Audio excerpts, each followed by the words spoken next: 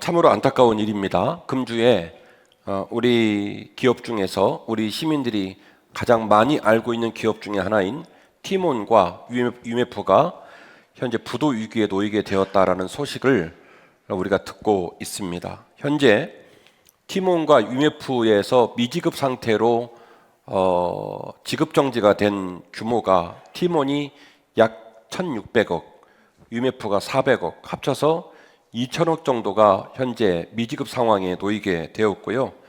금융당국 추산에 따르면 이대로 부도가 나게 될 경우에는 도미노 현상에 의해서 인접 기업들이 데미지를 받게 됐는데 그 금융 손실 금액을 약 1조 정도로 추정을 하고 있는 아주 위태로운 상황에 놓여 있습니다.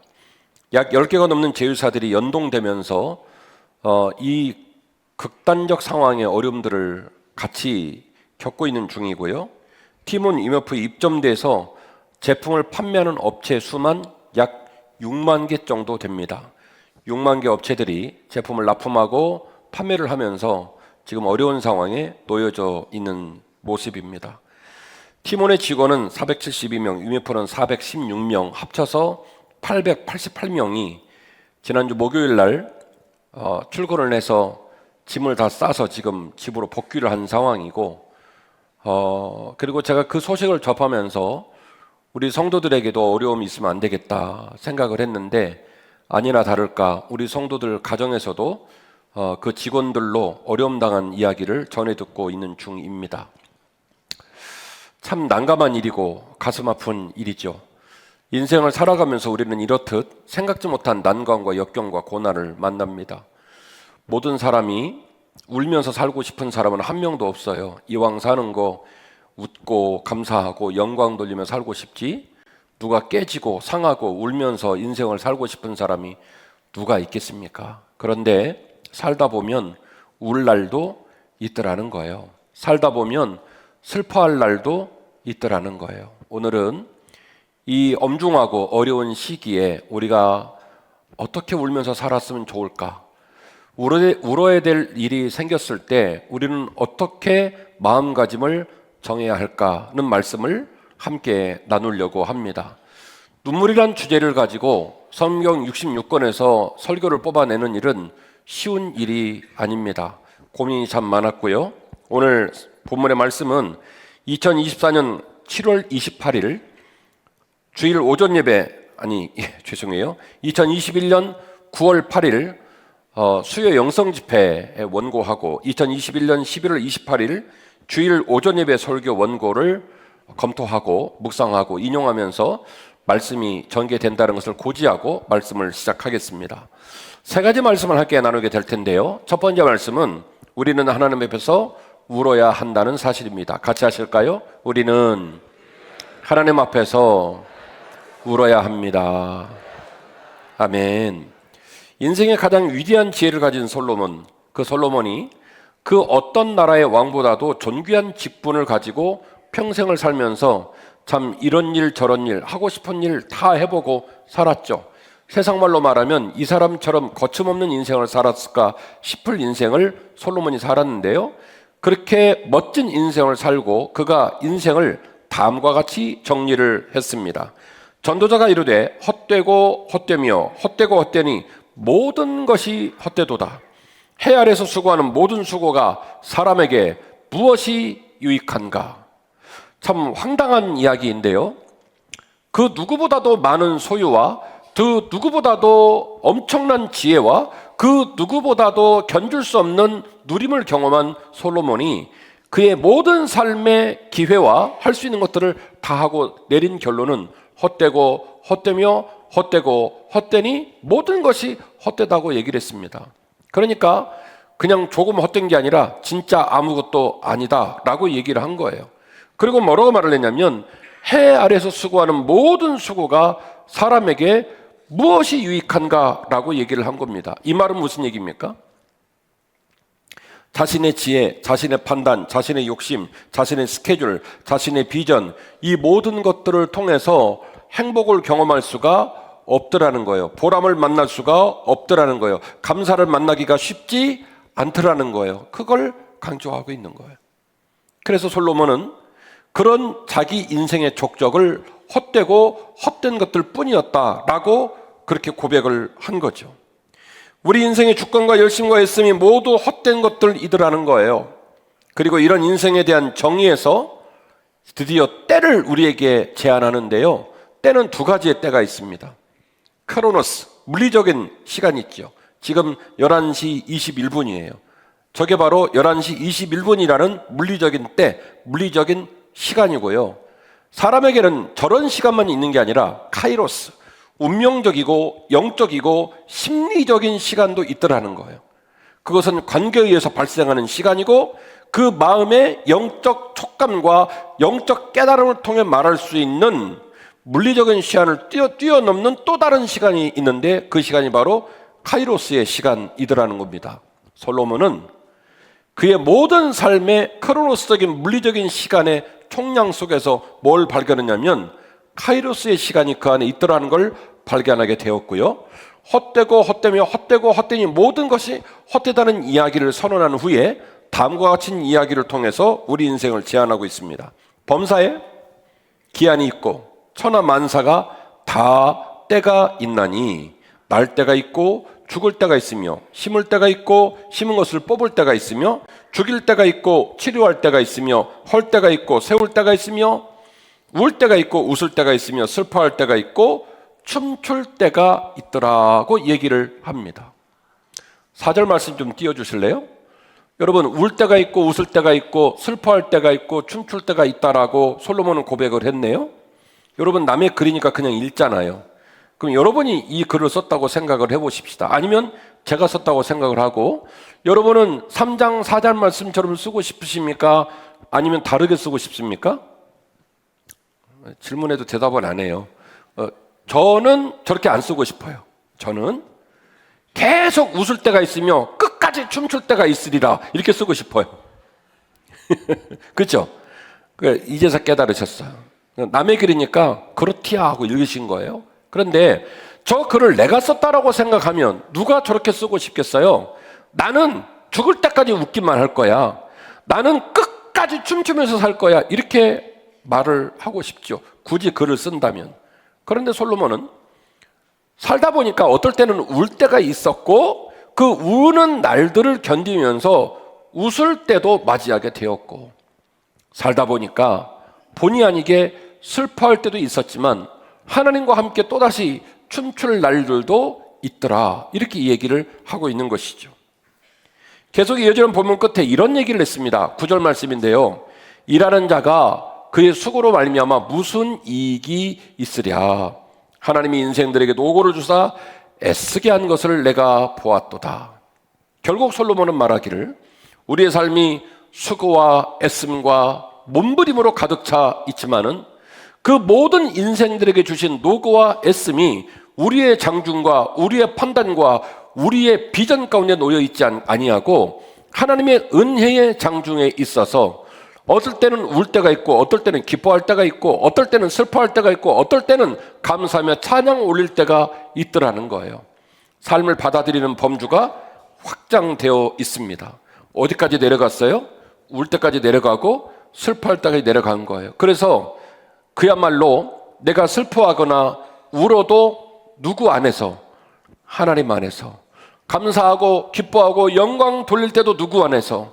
하나님 안에서. 그래서 성경 말씀만 따라 힘들고 어렵고 슬퍼할 때는 하나님 앞에서 기도하고 위로를 구하면서 견디고요. 기뻐할 일이 있고 그리고 자랑할 만한 있을 때는 뭐가 되든 힘 주지 않고 겸손하게 하나님이 이 모든 것이 하나님의 은혜였습니다 라고 고백을 하면서 인생을 사는 것이 가장 큰 지혜라는 것을 우리에게 전도서 통해서 강조하고 있습니다. 사랑하는 한빛가족 여러분, 우리는 하나님께 맡기는 겸손과 하나님을 의지하는 기도의 열정이 꼭 필요한 줄로 믿습니다. 우리가 어떤 일에 집중하잖아요. 어떤 일에 그 일이 맞다고 생각을 하잖아요. 그런데 참 가슴 아픈 것은 누누이 제가 여러분 귀에 그냥 못이 박힐 정도로 드리는 말씀은 뭡니까? 인생은 가슴 아프게도 들은 것만큼 본 것만큼 아는 것만큼만 생각을 하는 거예요. 더 이상은 못해요. 그러니까 우리 생각에는 그래도 된다, 그렇게 해야 되겠다, 그렇게 할 거다라고 마음을 먹지만 그게 굉장히 어리석은 생각이고 자기를 불행하게 하고 자기를 어렵게 할 거라는 걸 알아요, 몰라요? 모르는 거예요. 그리고 죽어라고 자기 생각에 몰입되어서 자기에게 주어진 길만 가는 거죠. 솔로몬은 그런 인생을 헛되고 헛되며 헛되고 헛되니 모든 것이 헛되었다라고 말을 하는 겁니다. 그가 말하는 때, 그가 말하는 지혜는 뭡니까? 우리의 모든 삶의 비전과 미래를 누구에게 맡겨요? 하나님께 맡기고 하나님께 의지하는 기도의 일정이 필요하더라는 거예요. 오늘 우리 박보영 목사님이 읽어주신 본문의 말씀이시죠? 눈물을 흘리며 씨를 뿌리는 자는 기쁨으로 거두리로다. 울며 씨를 뿌리러 나가는 자는 반드시 기쁨으로 그 곡식단을 가지고 돌아오리로다. 학자들은 시편 126편이 학사 에스라의 시다, 아니면 적어도 학사 에스라는 아니더라도 학사 에스라가 이끌었던 공동체의 고백이다라고 말을 하고 있는 특이한 본문이 시편 126편입니다. BC 721년, BC 587년 북왕국 이스라엘이 아수르에 망하고 남유다가 바벨론에 망하고, 그리고 이제 드디어 이들은 70년이 넘는 기간 동안 포로기 시간을 보내게 됩니다.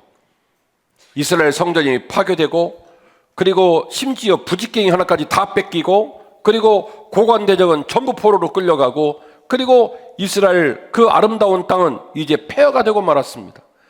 누가 그들의 삶이 회복될 거라고 생각을 할 수 있고 호랑이 입에 들어간 그 포로민들이 어떻게 복귀를 할 거라고 기대를 하겠습니까? 그런데 에스라는 포기하지 않았어요.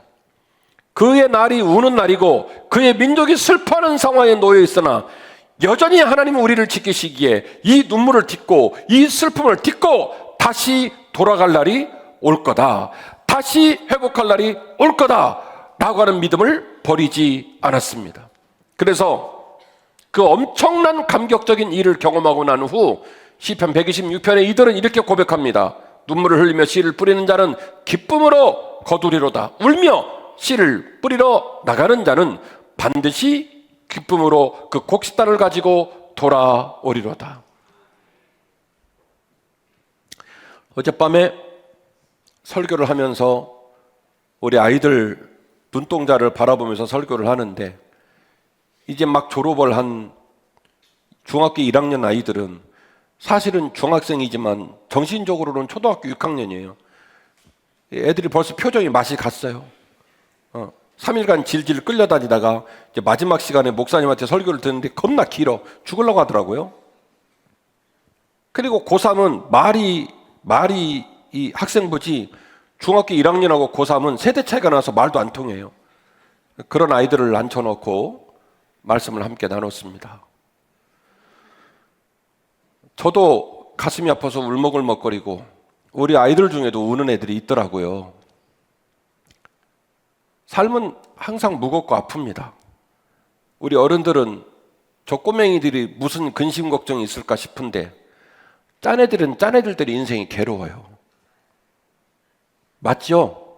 우리 입장에서는 야 이놈들아, 밥 3끼 먹고 처질러 자다가 공부만 하면 되는데 엄마는 그거 시켜주면 좋겠다. 이게 우리 엄마의 마음인데 아이들은 아이들대로 인생이 아프고 무거워요. 아이들대로 무겁고요. 제가 어제 그랬어요. 애들아, 여러분 잘 들으세요. 제가 어제 한 얘기 해드릴 테니까 저놈들이 여기 앉아있잖아요. 그러니까 하는지 안 하는지 다음 주 저한테 얘기하세요. 얘들아, 너희들이 은혜를 받은 증거는 다른 모든 것이 있겠지만은 집에 돌아가면 싱크대에서 설거지하고 있는 엄마 가서 애들아 어떻게 하라고 그랬지?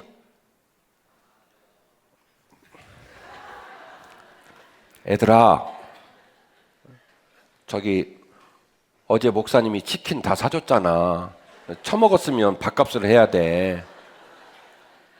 자, 집에 가서 어떻게 하라고 그랬죠? 오늘까지 끝내고 집에 가서 어떻게 하라고 했죠? 싱크대에 엄마 있으면 어떻게 하라고요? 엄마를 안아드리고. 아빠 TV 보고 계시면 아빠는 어떻게 하라고 그랬죠? 뭐라고?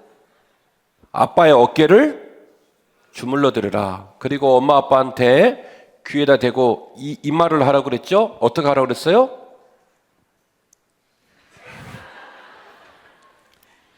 엄마, 아빠, 미안해요. 제가 죄송해요. 그 얘기 하라고 했죠? 한민영 목사님, 쟤네 밥 주지 마, 점심에. 제가 어제 그 얘기 했더니 몇몇 애들이 울더라고요. 제가 그랬거든요. 애들아, 너들 생각에는 아빠하고 엄마가 태어날 때부터 아빠로 태어나고 엄마로 태어난 줄 아는데 아빠, 엄마로 태어난 사람은 이 세상에 없단다. 너희들처럼 태어나서 우리도 정신없이 살다가 어쩌다 보니까 아빠 됐고 어쩌다 보니까 엄마 됐어. 우리도 되게 당황스럽고 우리도 되게 힘들어. 그러니까 얘들아, 엄마한테 가서 아빠한테 가서 아빠 죄송해요. 엄마 미안해요. 이 말 한마디 해다오. 너희들이 그 말을 하면 아빠는 그 자리에서 울진 않지만 화장실 들어가서 변기통 내려놓고 거기서 운다. 엄마는 베란다에서 혼자 운다. 제가 그랬거든요. 인생을 살다가 누가 울고 싶고 누가 힘들고 싶고 누가 슬프고 싶겠습니까? 많은 살다 보면 울 날도 오더라고요. 슬퍼할 때도 오더라고요. 오늘 본문을 통해 사랑하는 한빛가족 여러분에게 제안합니다. 우리가 울 일이 생길 때 소주 마시면서 세상에서 울지 말고 하나님 앞에 와서 우십시다. 세상에서 우는 거는 다른 사람들에게 오해를 사고 원망하는 일이 생기지만은 주 앞에서 여러분이 울면요, 여러분의 눈물은 땅에 떨어지지 않고 하나님 마음에 쌓입니다. 여러분의 그 뜨거운 눈물, 처절한 슬픔의 눈물을 하나님의 마음에 담으시기를 주의 이름으로 축원합니다. 울며 씨를 뿌리는 자, 눈물로 씨를 뿌리는 자 반드시 기쁨으로 그 곡식단을 거두게 될 것이다. 이는 에스라 공동체의 고백이 아니라 오늘 말씀을 듣는 우리의 고백인 줄 믿으시기를 바랍니다. 우리의 눈물과 우리의 울음소리를 하나님 앞에 드리고 우리의 눈물이 땅에 떨어지지 아니하고 하나님 마음에 쌓여서 슬픔을 딛고 일어서고 눈물을 뚫고 나가는 그 멋진 아름다운 간증들이 저와 여러분의 삶 속에서 쏟아지시기를 주의 이름으로 축원합니다. 두 번째로 회개의 눈물이 우리 삶을 항상 하나님 앞에 서게 합니다. 제가 아까 여러분에게 뭐라고 제안했냐면 울되 어디서 울자고요? 백쇄주, 청아를 들이마시면서 술집에서 울지 말고 어디서 울자고요? 하나님 앞에서 울자. 그런데 여러분, 하나님 앞에 나오는 일이 쉬워요, 어려워요? 예, 마음은 있으나 잘 안 될 때가 많아요. 그래서 어떻게 하면 우리가 하나님 앞으로 올 수 있을까? 어떻게 하면 하나님 앞에 와서 마음껏 울 수 있을까? 바로 회개의 눈물이 우리를 항상 하나님 앞에 서게 합니다. 다시 말씀드립니다. 우리가 회개할 수 있는 마음의 용기와 회개할 수 있는 은혜를 마음에 간직하면 저절로 누구 앞에 선다? 저절로 하나님 앞에 선다. 그리고 하나님 앞에 서면 이제 뭐 하면 되는 거예요? 하나님 앞에서 울면 돼요. 하나님 나 아파요. 하나님 나 슬퍼요. 하나님 나 두려워요. 하고 하나님 앞에서 울면 돼요.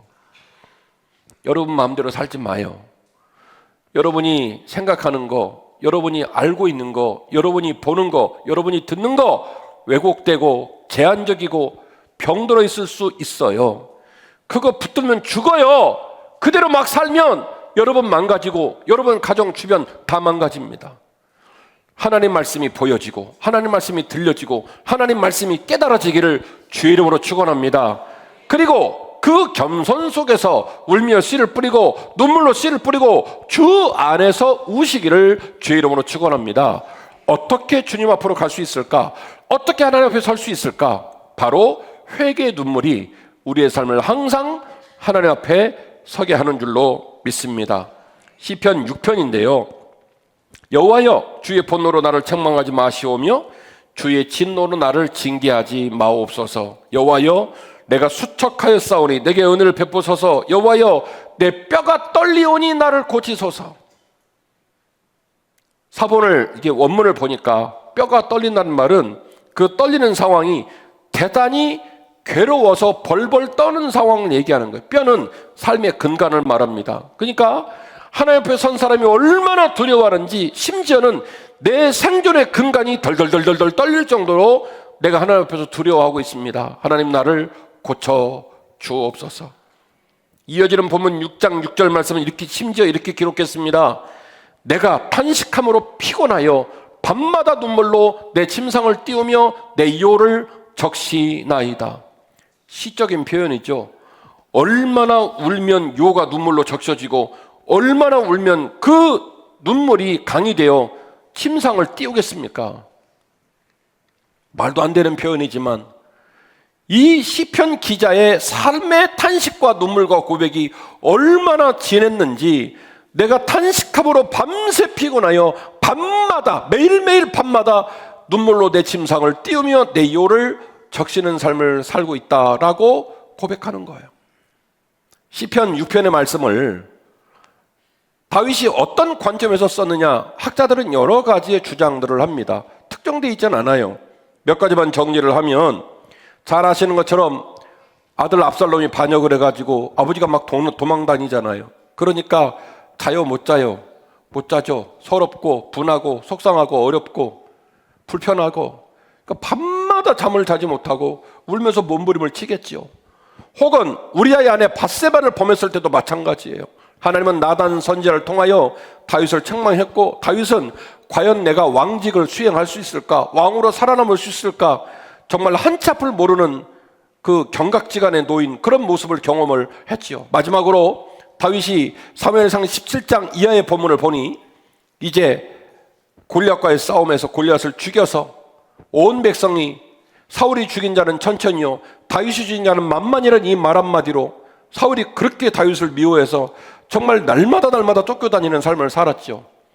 거칠고 힘든 날들이 많았습니다. 그 삶의 거침 속에서 시편 6편을 고백했다라고 보고 있지요. 더 나아가 지금 말씀드린 이야기를 특정하는 본문도 있는데요. 바로 시편 51편이 되겠습니다. 다윗의 시, 인도자를 따라 부르는 노래, 다윗이 밧세바와 동침한 후 선지자 나단이 그에게 왔을 때, 그러니까 시편 51편은 다윗이 그 삶의 노정에 하나님 앞에 범죄하고 그 범죄로 말미암아 민망하고 도대체 이 상황을 어떻게 풀 수 있을까 하는 그 엄청난 충격적인 일을 경험하고 난 후 그날의 심령과 그날의 사건을 묵상하며 지은 시가 시편 51편이라고 표제가 붙어 있어요. 내용을 들어가 볼까요? 하나님이여, 주의 인자를 따라 내게 은혜를 베푸시며 주의 많은 긍휼을 따라 내 죄악을 지워 주소서. 내 죄악을 맑게 씻으시며 나의 죄를 깨끗하게 제하소서. 물은 나는 내 죄가를 아오니 내 죄가 항상 내 앞에 있나이다. 아멘. 자, 다윗이 지금 시편 51편은 정황관계로는 하나님 앞에 올 수 있어요, 없어요? 없죠. 근데 다윗은 하나님 앞으로 왔습니다. 왜 올 수 있었죠? 올 수 있는 힘이 뭐죠? 회개.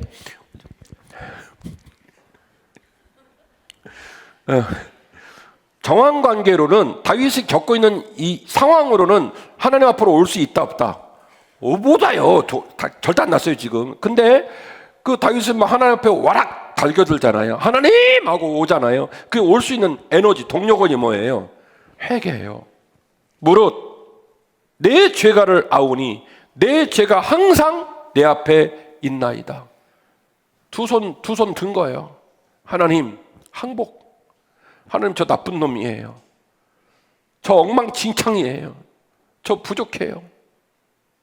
우리 사랑하는 우리 학생들 점심 줄게. 제발 도와줘. 엄마 아빠 만나면 어떡하라고요? 아이고 주여. 엄마 아빠 미안해요.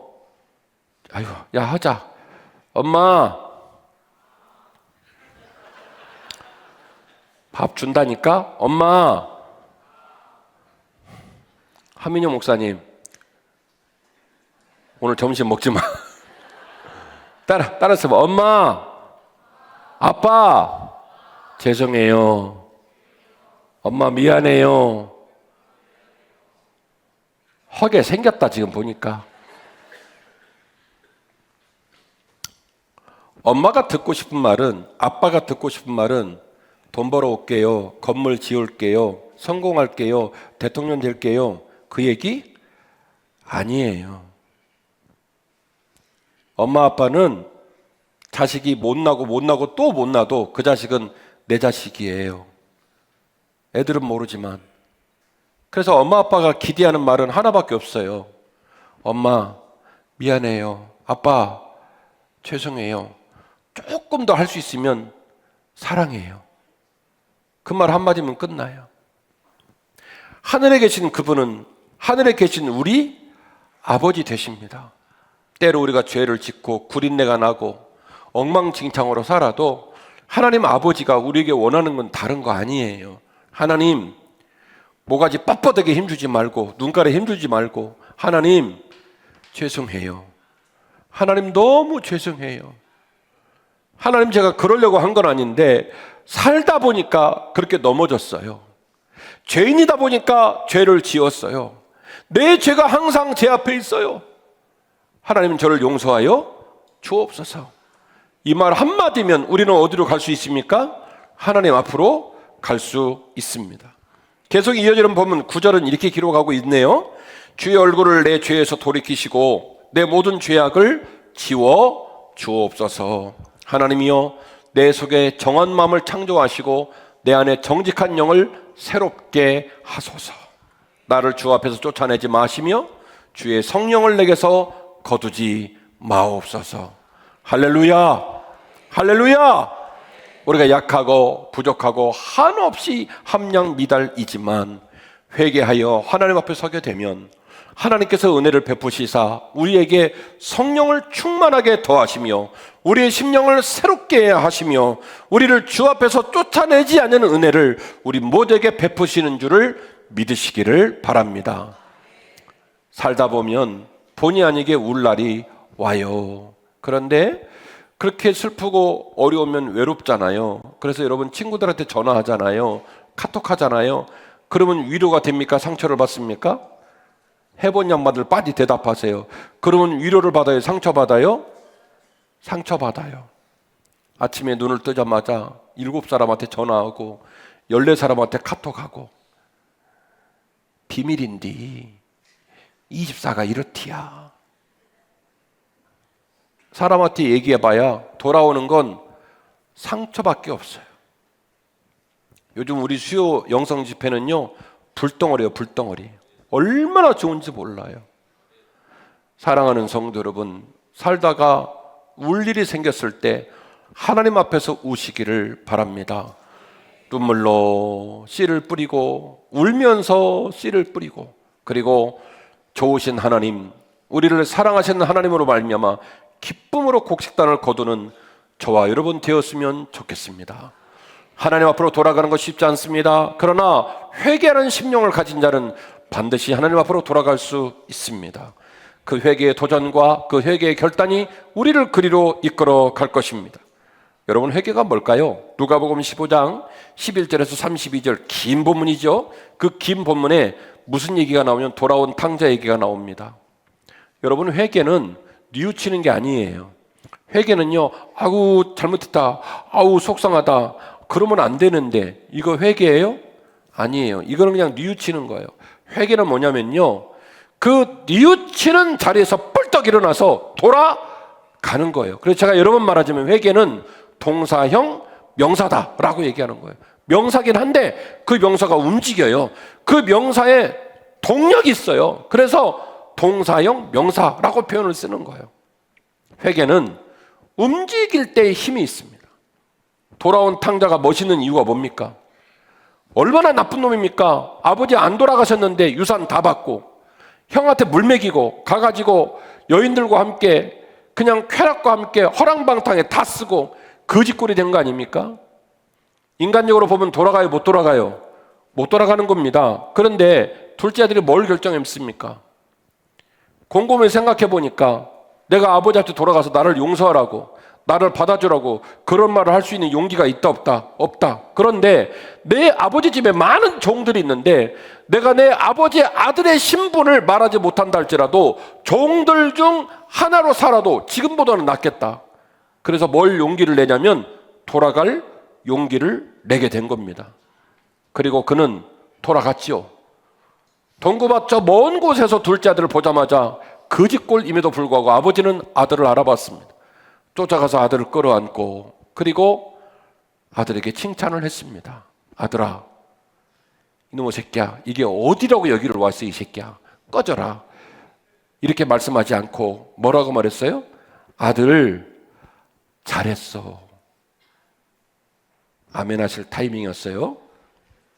우리 딸, 잘했어. 우리가 하나님으로 돌아가면 하나님 주신 답은 하나밖에 없어요.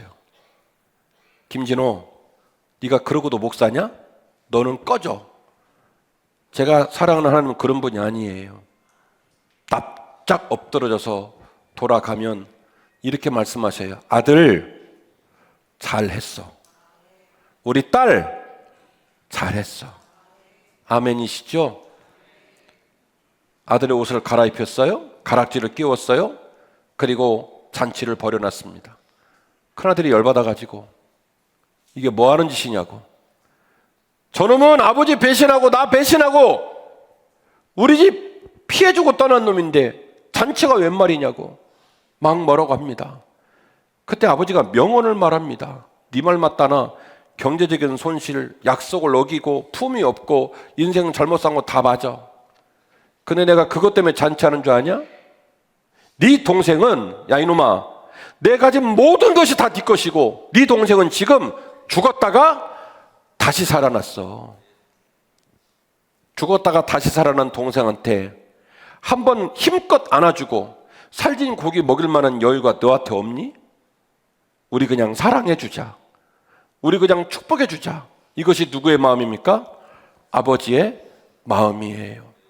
사랑하는 한빛가족 여러분, 돌아온 탕자의 비유를 묵상하면서 우리가 항상 언제 어디서 어떤 모습으로 있다 할지라도 우리가 하나님을 생각할 때마다 와락 달겨들어서 하나님 죄송해요, 잘못했어요, 미안해요 그렇게 고백하며 하나님의 은혜를 입는 저와 여러분이 되시기를 주의 이름으로 축원합니다. 우리가 원한 눈물은 아니었지만 눈물 2개 했네요. 첫 번째 눈물은 어디 앞에서 울자? 하나님, 이왕 울려면 어디서 울자? 하나님 앞에서. 두 번째는 무슨 눈물이 필요하다고요? 회개의 눈물이 필요하다. 이 회개의 눈물은요, 죄인인 우리와 거룩하신 하나님을 연결시키는 접착제예요. 강력한 접착제예요. 접착제. 뭐만 하면 돼요? 회개하면 돼요. 돌아가야 돼요. 아멘이시죠? 마지막 3번째입니다. 중보의 눈물이 연약한 개인을 강한 공동체로 세웁니다. 예수님은요, 중보 기도의 중요한 모델이 되십니다. 요한복음을 보시면 예수님께서 모든 사역을 마치시고 죽을 준비를 다 마치셨어요. 세족식 다 하시고 그리고 모든 죽을 준비를 다 마쳤어요. 이제 뭐 하면 되면 죽기만 하면 돼요. 그런데 죽으려고 생각을 하니까 너무 가슴이 아픈 거예요. 너무 제자들에게 미안한 거예요. 그래서 요한복음 17장은 그 유명한 예수님의 중보기도장이에요. 요한복음 17장은 예수님 중보기도 말고는 없어요. 그리고 그 내용을 보면 주님의 눈물이, 진한 눈물이 17장에 녹아져 있는데 내용은 이렇습니다. 하나님 아버지, 저는 죽었다가 하나님 품으로 가지만 우리 제자들은 여전히 이 땅에 남아 있습니다. 그리고 내가 그 아이들에게 아버지가 말씀하신 복음을 증거한 바람에 내 제자들이 그 복음을 가슴에 아는 바람에 세상 사람들이 내 제자들에게 돌을 던지고 핍박을 가합니다. 그래서 우리 제자들이 복음을 가슴에 들고 과연 버틸까 걱정이 됩니다. 하오니 아버지여, 저들을 도와 주옵소서. 이게 바로 요한복음 17장의 내용인데요. 읽어드릴게요. 나는 세상에 더 있지 아니하오나 그들은 세상에 계속 있을 것입니다. 나는 아버지로 가지만 거룩하신 아버지여, 내게 주신 아버지의 이름으로 그들을 지키시고 보존하시고 우리와 같이 그들도 하나가 되게 하여 주시기를 바랍니다. 내가 그들과 함께 있을 때에 내게 주신 아버지의 이름으로 그들을 보존하고 지켰습니다. 그 중에 하나도 멸망하지 않고 다만 멸망의 자식뿐이오니 이는 성경을 응하게 하려 하심입니다. 지금 내가 아버지께로 갑니다. 그러니 내가 세상에서 이 말을 하옵는 것은 그들로 내 기쁨을 그들 안에 충만하게 가질 수 있도록 도와주시길 원하여 이 말씀을 드리는 겁니다. 내가 아버지의 말씀을 그들에게 주었고 그 바람에 세상이 그들을 미워하였사오니 이는 내가 세상에 속하지 아니함 같이 그들로 세상에 속하지 아니함으로 세상이 내 제자들을 핍박하고 있습니다. 아버지요, 내가 아버지께 비옵는 것은 이것입니다. 그들을 세상에서 데려가시기를 위하여 기도하는 게 아니라 다만 악에 빠지지 않게 그들을 보호해 주시기를 간절히 원하여 기도하는 것뿐입니다. 우리 주님의 기도시죠. 주님의 마음의 심리 상태가 어떤 마음이셨기 때문에 주님이 이렇게까지 기도를 하셔야 했을까? 이 주님의 심리 상태를 엿볼 수 있는 성경 본문이 요한복음 13장 1절의 본문이 됩니다. 유월절 전에 예수께서 자기가 세상을 떠나 아버지께로 돌아갈 때가 이른 줄 아시고 세상에 있는 자기 사람들을 사랑하시되 어떻게 사랑하셨다고요? 끝까지 사랑하셨다. 아멘. 신앙생활 쉽지 않아요. 믿음이 자라는 것도 쉽지 않고 주 안에 봉사하고 이웃들과 더불어서 신앙생활 하는 것도 쉬워요, 어려워요? 어려워요. 지금 할렐루야 찬양들이 이렇게 앉아 있는데 지금 상태로는 좋아 보이긴 하는데 12월 달까지 한 3사람은 싸울 것 같긴 해요. 그러지 않기를 원합니다. 그런데 사람하고 더불어서 지내면 우리가 못 나가지고 어떤 사람은 네모나고 어떤 사람은 세모나고 그렇잖아요. 어떤 사람은 별표고. 그러고 붙으면 어떻게 해요? 붙으면 어떻게 해요? 자꾸 콕콕 찔러. 아야! 찔러. 그래서 더불어서 사는 게 쉽지 않아요. 어려워요. 되게 힘들어요. 그런데 우리는 주 앞에서 감사하고 기대할 이유가 있습니다. 왜냐하면 우리가 그렇게 부족하고 한없이 부족한데 우리 주님은요, 우리를 어떻게 사랑하시냐면 어떻게 사랑하세요? 끝까지 사랑하세요. 끝까지 사랑하세요. 아멘. 얘들아, 목사님이 너희 대답을 안 해도 끝까지 사랑한다? 징어다. 징해. 여러분, 우리 교회 미래가 누구한테 달려있어요? 자네들한테 달려있어요. 우리는 조금 있으면 늙어버린다요? 쟤네가 이제 집사님 할 거예요. 제발 대답해. 치킨도 사줄게. 할렐루야. 회개하면 살아요. 회개하면 항상 하나님 앞에 갈 수 있어요. 회개하면 우리 주님께서 끝까지 우리를 용서하시고 사랑하시는 줄 믿으시고 그 주님이 우리를 위해 뭐 하신다? 중보. 그 주님이 우리를 위해 뭐 하신다? 중보하신다. 로마서 8장 24절인데요. 우리가 소망으로 구원을 얻었음에 보이는 소망이 아니니 보는 것을 누가 바라리요. 만일 우리가 보지 못하는 것을 바라면 참음으로 기다릴지니라. 이와 같이 성령도 우리의 연약함을 도우시나니 우리는 마땅히 기도할 바를 알지 못하나 오직 성령이 말할 수 없는 탄식으로 우리를 위하여 친히 뭐 하시느니라? 간구하시느니라. 마음을 살피시는 이가 성령의 생각을 아시나니 이는 성령이 하나님의 뜻대로 성도를 위하여 또 나오네요. 성도를 위하여 뭐요? 간구하시니라. 우리가 알거니와 하나님을 사랑하는 자 곧 그의 뜻대로 부르심을 입은 자들에게는 모든 것이 합력하여 선을 이루느니라. 이 말씀 띄워놓으세요. 이 말씀이 왜 나왔냐면 그리스도의 부활에 참여하기 위하여 그리스도의 고난에도 참여할 줄 알아야 한다. 근데 이게 쉽다 어렵다? 어렵다. 그러나 걱정하지 마라. 우리가 알거니와 하나님을 사랑하는 자 곧 그 뜻대로 부르심을 입은 자들에게는 성령께서 중보하시고 성령께서 간구하셔서 그 어려운 고난에도 참여할 줄 알게 되기 때문에 그래서 하나님께 부르심을 입은 자들에게는 모든 것이 합력하여 선을 이루게 된다는 거예요. 할렐루야. 성령께서 여러분을 도우실 겁니다.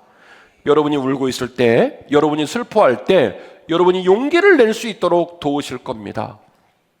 우리 권사님이 아들이 팀원 다니는데 짐을 다 싸가지고 집에 왔는데 그렇게 마음이 아프더라는 거예요. 저도 그 문자를 받고 밤새 마음이 아팠어요. 아들 취업했다고 그렇게 좋아하셨거든요. 인생을 살다 보면요, 말은 하늘에서 날벼락에 떨어져요. 우리 원로 목사님 사모님 평생 동안 제가 알기로는 큰 병 한 번 안 걸렸어요. 사모님은 항상 말씀하시기를, 목사님 제가 연약해도 큰 병은 안 걸려요, 그러셨어요. 건강도 하루아침 안녕입니다. 직장도 마찬가지고 운전하고 다니는 것도 마찬가지고, 술 먹고 운전하지 말라고 그렇게 얘기를 하고, 술 먹고 운전하는 일 가지고 그렇게 민망한 일이 벌어지는데도 계속 술 먹고 운전하잖아요. 길에서 막 사람을 죽이잖아요. 우리가 우리 인생에 뭘 예상을 할 수 있고, 우리가 우리 인생에 뭘 지킬 수가 있겠습니까? 주님의 도움이 필요합니다. 성령의 도움이 필요합니다. 여러분, 주 안에서 서로 동역자가 되고 중보자가 되면 거칠고 험한 인생을 딛고 일어설 수가 있어요. 그리고요, 간절한 기도는요, 심지어 천사마저도 중보합니다. 위로를 받으시기를 바랍니다. 누가복음 22장에 보면은 예수님께서 겟세마네 기도를 하실 때 그 기도가 얼마나 위중하고 힘이 들었는지 이 성경은 이렇게 시적으로 표현했어요. 예수님이 이마에 떨어지는 땀방울이 마치 핏방울처럼 보였다, 이렇게 말을 하는데, 그때에 하늘에서 천사가 내려와서 뭘 도와요? 뭘 도와요? 예수님의 기도를 도왔어요. 그러면 우리 챔버가 이렇게, 목사님 그건 예수님이니까 도운 거죠. 문소희 집사님, 그건 예수님이가 도운 거지 저는 안 도와요, 이럴 수 있거든요. 마태복음 18장 10절의 본문 집에 가서 살펴보세요. 이런 얘기가 나와요. 어떤 부자가, 어떤 잘 나가는 사람이 가난한 사람한테 함부로 대하고 무시했걸랑요. 마태복음 18장 10절에 이렇게 말합니다. 너 걔한테 함부로 하지 마. 너 걔한테 핍박하지 마. 왠지 아냐? 수호천사가, 그 작은 사람의 수호천사가 하늘에서 하나님한테 일러. 제 성경만 있는 줄 알죠? 집에 가서 보세요. 마태복음 18장 10절에 써놔요. 주은양 선생님 써놔. 마태복음 18장 10절 집에 가서 읽어봐요. 야, 네가 높다는 이유로, 잘 나간다는 이유로 가난하고 힘들고 어려운 사람 함부로 대하지 마. 하늘에 있는 그의 천사가 하나님께 그 작은 자의 눈물과 아픔을 일러. 그러니까 함부로 대하지 마. 예수님이라서 천사가 도와준 거 아니에요. 저와 여러분을 사랑하고 저와 여러분을 위해 중보하는 우리 예수님, 성령님, 하나님의 천사들, 여러분은 혼자 사는 거 아니에요. 그러니까 눈에 힘을 주셔. 할렐루야, 할렐루야. 오늘 말씀 제목은 주 앞에서 울면 삽니다 였습니다. 살다라는 말은요, 시옷에 리을 미음이 들어가면 그냥 살아간다는 말이에요. 그리고 비읍이 들어가면 뜻이 바뀌어요. 이거는 활성화된다, 생명이 움트는다라는 말이에요. 그러니까 주 앞에서 울면 삽니다를 리을 미음으로 하면 계속 울면서 산다는 소리고요. 비읍으로 바뀌면 울다가 울음을 끝이고, 슬퍼하다 슬픔을 끝이고, 감사하고 기뻐하고 영광 돌리는 날이 옵니다. 이 말이 뭐냐면 주 앞에서 울면 삽니다예요. 우리 권사님 한 분이 주중에 저랑 같이 있어요. 목사님, 설교 제목이 어려워서 생각이 안 날 때가 있어요, 이러시더라고. 순종 일념 생각이 안 나시나 봐. 그래서 제가 오늘은 엄청 쉽게 만들었어요. 주 앞에서 울면 삽니다. 그러니까 오늘 점심 잡수면서 이 집사님, 박 권사님, 주 앞에서 울면 삽니다. 주중에 휴가 가가지고 오늘 예배 못 드린 집사님한테 카톡 보내가지고 오늘 설교 은혜 나누면서, 권사님, 집사님, 주 앞에서 울면 삽니다. 아멘, 아멘. 우리 아들, 우리 딸 막 헤매면 귀때기다 대고, 아들, 딸, 주 앞에서 울면 산다 이렇게 얘기해 주세요. 알았죠? 세상에서 울지 말고 홀로 여러분 방에서 침대에 누워서 혼자 울지 말고, 이왕 울라면 어디서 울어야 되냐면 하나님 앞에서 울어야 해요. 그리고 항상 회개하는 눈물을 가지면 우리는 죄 지어도 꾀지고 방황해도 하나님 앞으로 올 수 있어요. 그리고 우리 개인은요, 중보 기도자를 통해서, 중보하는 동역자들을 통해서 개인도 살고 공동체도 살 수 있습니다. 우리 교회는 미래가 있어요. 새벽 예배 100명 넘는 사람이 매일매일 예배를 드리고요. 새벽 예배가 쉬울까요? 어려울까요? 어려워요. 그런데 귀해요, 귀해요. 이게 새벽 예배의 두 얼굴이에요. 어렵지만 아주 귀해요. 수요 영성 집회 불덩어리고요. 주일날도 얼마나 은혜가 되는지 모르고, 저는 바보라 여름 수련회 한다고 각 부서에 10만 원씩 다 골고루 지원금 보내고, 그리고 또 수련회 쫓아가가지고 이종호 원로장님과 둘이 가갖고 또 수박 겁나 또 사서 또 갖다 주고, 수박 먹이고 나서 어제 또 말씀을 너무 잘 들어서 감동받아서 또 치킨 또 먹이고, 아주 주머니가 너덜너덜해요. 너덜너덜. 근데 그래도 행복해요. 저는. 왜요? 우리 미래가 저 아이들에게 있는데 저 아이들이 교회에서 놀아요. 그러니까 여러분, 오늘 이후로 애들이 교회에서 놀면 째려보지 마세요. 잘 논다, 계속 논다 그렇게 하세요. 다만 집에 갈 때 에어컨은 끄고 가라, 이놈의 새끼들아. 아무튼 영유아부, 어린이부, 청소년부, 제2청년부, 제1청년부, SY셀, 에스더셀, 다윗셀, 우리 사랑하는 당회회, 그리고 우리 사랑하는 목회자들, 우리 모든 믿음의 동역자가 중보자 되어야 합니다. 아멘이시죠? 요즘 무척 더워요. 습해요. 그래서 우리 힘들다가 왔거든요. 이제 오늘 딱 12시예요. 기도 받고 나가셔갖고 서로 볼 때마다 5사람 이상 손잡아주고 격려해주고, 얼마나 힘들었어요. 축축하고 더웠지요. 그 몇 마디 말에 일주일 동안의 시름이 싹 씻겨나가요. 아멘이죠?